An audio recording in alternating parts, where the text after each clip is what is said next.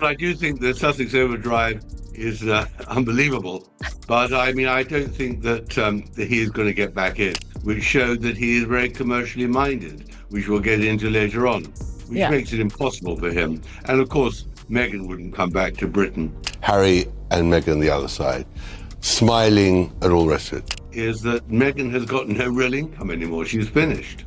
Right. The Netflix series is over. There's no great podcast. They don't generate any money. And I don't see where she is going from here. I think she has a major problem. It was Meghan speaking, and now we know it's Meghan speaking again. And so this isn't because the book contains that her brand was in great trouble. American Riviera Orchard, that she had allegedly nicked the idea. She wanted wealth and she wanted fame. And she targeted, there's no doubt she targeted Harry. And that was very critical because at that moment last year, she was about to promote her Netflix series and didn't want to firstly be seen with Harry, and secondly didn't want to go somewhere where she'd appear cheap. Declining, I think that his reputation is somewhat toxic, and I think Invictus is his only lifeline, and that's what she used as a weapon at the time. So there were quite a few things about her personal life. I'll work them into another book, I think. Meghan didn't like the surname Mountbatten Windsor. If you remember, in her first lifestyle series with Meghan with them forever, she says to Carling that her surname isn't Markle but Sussex. And she was desperate to get it. She said we never had a proper surname, and of course they did. By not telling the palace what she's going to do. And I think the most interesting story is the Reitman story. Reitman's is like a Marks and Spencer's in Canada. In Revenge, you talk about how Meghan's lack of knowledge about British history meant she could not understand that Diana had won the public's affection. She was warned before she married what the nature of being Harry's wife and part of the royal family would be, and the nature of how she ignored all that advice for two reasons. One is she really did believe she could do what she wanted. And secondly, I don't believe she ever intended to stay. She always intended to take the title, take the... There are some moments when a public image doesn't just fade, it shatters into pieces. And according to Tom Bower, Meghan Markle's carefully polished fairy tale image is cracking faster than she ever imagined. For years, Meghan built an entire brand around her own story, pain, struggle, royal injustice, and being the misunderstood victim of a cruel, gossip-filled world. But now Bower, one of the most feared and respected biographers in Britain, claims the mask has finally slipped. The truth, he says, is marching right up behind her, and there's no hiding this time. He isn't just hinting that Meghan twisted a few details, no. He's saying her entire narrative was a strategy, a masterclass in self-branding. Bower claims she didn't simply bend the truth, she redesigned it, turning sympathy into currency and every setback into a marketing tool. Meghan's agenda and Meghan's living with Meghan is very different than living with Kate and William.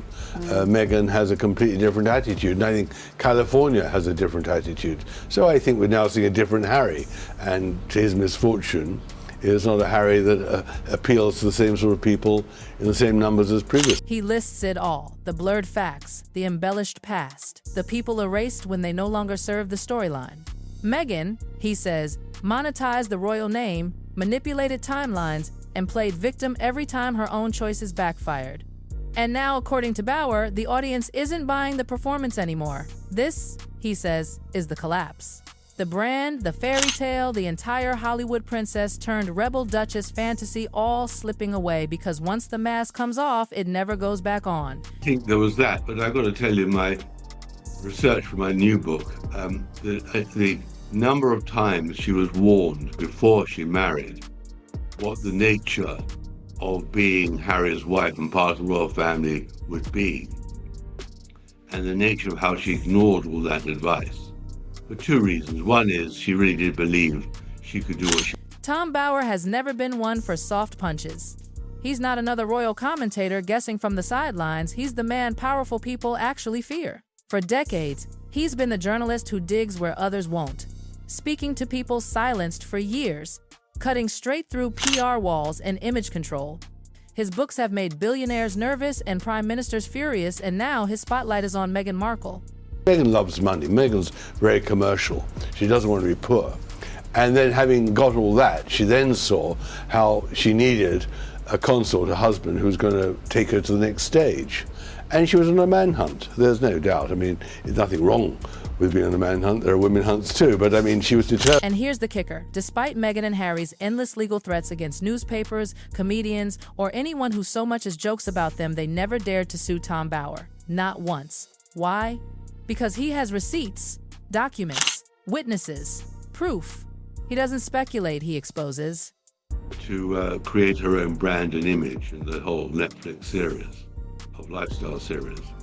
She was told she had to give up being the Wicked Witch in terms of the royal family. She should put that all behind her and not mention them, because people want to see her, not all the time complaining. She couldn't resist, because in the end, one of Meghan's many deficiencies is she has nothing to say. There's no originality. Bauer doesn't scream or dramatize. His power comes from calm, cold, relentless facts.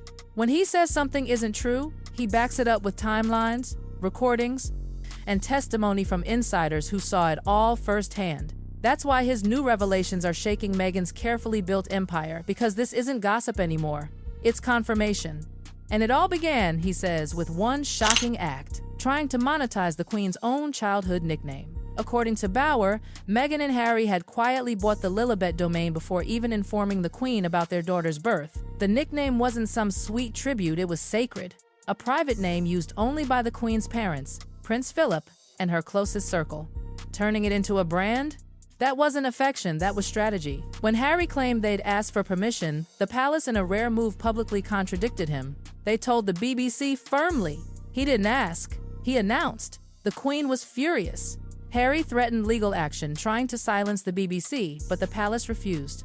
Don't apologize, they said. What we told you is true. That single moment, Bauer says, exposed everything. It wasn't a misunderstanding, it was deliberate. Meghan and Harry had turned something deeply personal to the monarch into a marketing ploy, and that Bauer claims was the beginning of their credibility collapse. But nothing exposes Meghan's pattern, he adds, like the way she rewrote her relationship with her own father. Bauer paints a picture of a woman obsessed with control, a lifelong battle to be seen. Meghan built a rags-to-riches story, cheap school lunches, emotional loneliness. A struggling single-father narrative, but Bauer's investigation tells a completely different tale. Thomas Markle wasn't absent, he was devoted. He paid for private schools, ballet classes, and every acting dream she had. He bought her first car, funded her college, picked her up from rehearsals.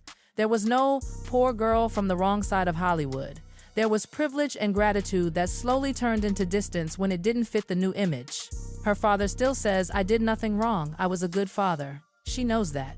Yet, according to Bauer, once Meghan began crafting a self-made survivor brand, her real father became an inconvenience, so she quietly edited him out. Then comes the soap commercial myth, the famous Procter & Gamble story she told the world as her childhood activist awakening. Bauer found no evidence, no letter, no record, nothing. Even Thomas Markle admitted he never mailed such a letter. Bauer concludes she didn't misremember, she reinvented. She rewrote history to build a heroic version of herself, and people believed it. But the real turning point, Bauer says, was the Oprah interview, the global event that was supposed to crown Meghan and Harry as victims of an uncaring palace. Instead, it backfired spectacularly. Bauer claims there were 17 factual inaccuracies, not small errors, but contradictions. The secret wedding claim? Impossible. The Archbishop himself confirmed it never happened. The racial insinuation about Archie's skin color? Bauer says Meghan deliberately linked it to title issues that had nothing to do with race. The rules were written generations before she arrived. Then came her claim of being denied mental health help. Bauer says palace records prove the opposite. She had full access to doctors and staff. To him, the Oprah interview didn't destroy the monarchy, it destroyed Meghan's credibility. From there, the downfall only accelerated. The Australia tour, the moment Meghan's Hollywood fantasy met royal reality. On camera, it was perfection. Smiles, applause, adoration. But Bauer's interviews with staff told a darker story. Tantrums, shouting, and even the infamous tea-throwing incident. Insiders described her as demanding and dismissive, a celebrity, not a duchess. Behind those royal smiles, she believed those crowds were cheering for her alone, that she was the next Diana. When she realized royal hierarchy meant she'd always rank below William and Catherine, that applause turned into resentment. That, Bauer says, was the seed of Megxit. She didn't want to serve, she wanted to star. And that's where her plan began. Long before the Oprah special, long before Netflix, long before the world's sympathy turned cold, then comes what Bauer calls one of the coldest betrayals in royal history, the Queen's funeral. While the world watched Meghan and Harry walk beside William and Catherine in what looked like unity, Bauer reveals the Netflix documentary's attacks had already been recorded and edited. Hours of accusations claims that Charles lied, that William screamed all captured before those public smiles and handshakes. He describes it as emotional manipulation at its peak, pretending to reconcile while secretly filming their most vicious criticisms. Bauer says Harry even did the same at Prince Philip's funeral, all smiles for cameras while planning another hit piece behind the scenes. He calls it duplicitous.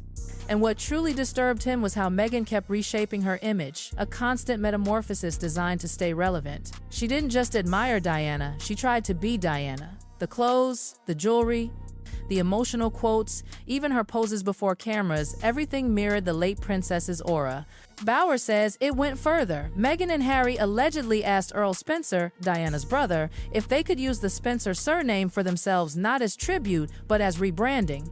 Meghan reportedly disliked Mountbatten Windsor, calling it unfitting for her children, and believed Spencer carried global power, the tragedy, the prestige, the emotion. Earl Spencer refused instantly. He wanted no part in what he saw as manipulation. To Bauer, that refusal said it all. The Spencer family didn't want their name tied to Meghan's controversies. They saw through the construction the deliberate attempt to borrow Diana's legacy without inheriting her grace or humility. And slowly, piece by piece, the empire she built on emotion began to crumble. Hollywood noticed first. Producers stopped calling, invitations vanished. No one wanted royal drama attached to their projects. Then the media that once adored her, Vanity Fair, The Cut, even The Hollywood Reporter started fact-checking. Spotify publicly ended its deal. Netflix scaled back. Archewell's impact numbers turned into embarrassment. Polls in both the US and the UK hit record lows. Even Australia, the country Meghan once believed she had charmed, moved on. Bauer insists it wasn't racism, or palace scheming, or jealousy. It was repetition, the same pattern playing out over and over. Rewrite, deflect, play victim, accuse, and then move on to the next emotional headline. People finally caught on. And according to Bauer, what we're witnessing now is the final act, the unraveling. After years of interviews, leaks, and loyal insiders coming forward, he gives his harshest verdict, and it's brutal. He says Meghan's biggest downfall isn't the media or the monarchy or even Harry. It's herself. Because she built an entire empire on a version of Meghan Markle that couldn't survive the truth. And once the truth appears, the lights fade. Bauer predicts the next year will be decisive. Not because Meghan will speak again, but because, for the first time, the world might finally stop listening. But here's the thing. Meghan's empire wasn't built overnight. It was built on stories. Painful stories, powerful stories, but stories that Tom Bauer says she never expected would be fact-checked this closely. And now, that's exactly what's happening. For years, Meghan's charm worked like magic. Every interview, every glossy photo shoot, every tear-filled confession built the idea of a modern-day Cinderella wronged by her royal in-laws. The world wanted to believe her, millions did. But truth has a way of leaking out from the cracks. And when it does, it doesn't whisper, it shouts. Hollywood insiders began murmuring that working with her was complicated. Staff who once sang her praises quietly backed away. Even the celebrity circle she courted so carefully began to cool off. The same red carpet friends who rushed to defend her during the Oprah fallout now rarely mention her name. And Bauer insists that's not coincidence, that's consequence. Behind the cameras, he says, Meghan and Harry's obsession with image control reached suffocating levels. Every collaboration came with strict rules, no tough questions, no unapproved photos, no unpredictable moments. Producers hated it. They wanted the spotlight, one insider told Bauer, but they wanted to script the light too.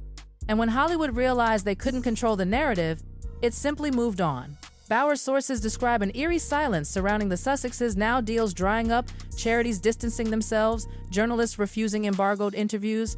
Even sympathetic outlets started asking for receipts. That's when Meghan's team began shifting strategy, new lifestyle branding, new business talk, whispers about a comeback. But the problem, as Bauer puts it, is brutal. You can't rebuild trust when your foundation is fiction. He says Meghan still believes another rebrand can fix everything. A new docuseries, a book, maybe even politics someday, all designed to recapture sympathy. But the public, he warns, has changed. People are no longer dazzled by designer tears and perfect lighting. They want truth, and Bauer claims truth is the one thing Meghan keeps rewriting. He ends with a chilling observation. The world isn't turning against Meghan out of cruelty, he says. It's simply waking up, because when every version of your story contradicts the last, the audience eventually stops clapping. And that's where we are now. The applause fading, the curtain slowly dropping, and Meghan Markle standing on a stage she built herself, wondering why the spotlight suddenly feels so cold. Tom Bauer calls it poetic justice. The woman who mastered media manipulation is now trapped inside her own narrative. No matter how many interviews come next, no matter how many new headlines try to spin redemption, people remember. The internet remembers. Receipts last forever. So when Bauer says the next year will be the most revealing yet, it doesn't sound like a prediction, it sounds like a promise. Because sometimes, the biggest downfall isn't when the world turns on you, it's when it finally sees you clearly.